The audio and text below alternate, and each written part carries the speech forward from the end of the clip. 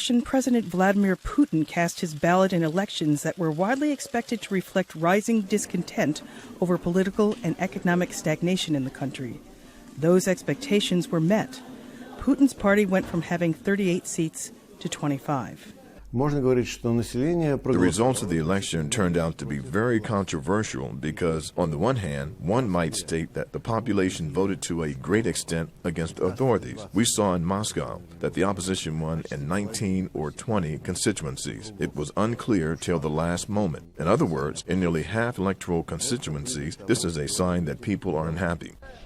These elections were marred by police crackdowns on those who demanded the participation of other political leaders who were not allowed to run. Opposition leader Alexei Navalny called on followers to vote for candidates who had the best chances of defeating Putin allies. Analysts call this Navalny's first strategic victory. Now some experts say all eyes are on whether this strategy will galvanize support ahead of the next parliamentary elections in 2021. The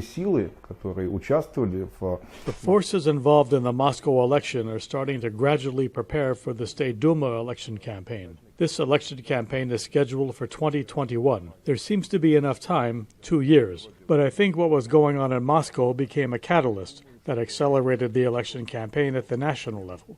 But despite the political drama, abstention was the main event at this show. Only 17% of eligible voters in Moscow turned out to cast ballots. Among those who did vote, the desire for change was palpable. These elections mean that the Muscovites do not cower before the authorities and will not let the authorities crush them. I would like to see not just the change in the State Duma, but a change of the overall attitude toward a human who lives in this country. Some analysts say Russia's leadership is at a crossroads. In theory, this would be President Putin's last term, and Russia's power structure is due for a change. That is why they are getting prepared different sorts of political variants.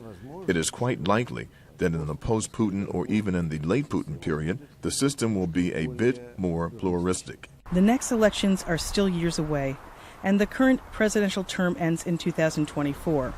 But there are some who are already thinking of and preparing for a Russia without Vladimir Putin. This is Motta for Ricardo, Marquina, and Olga Pavlova in Moscow.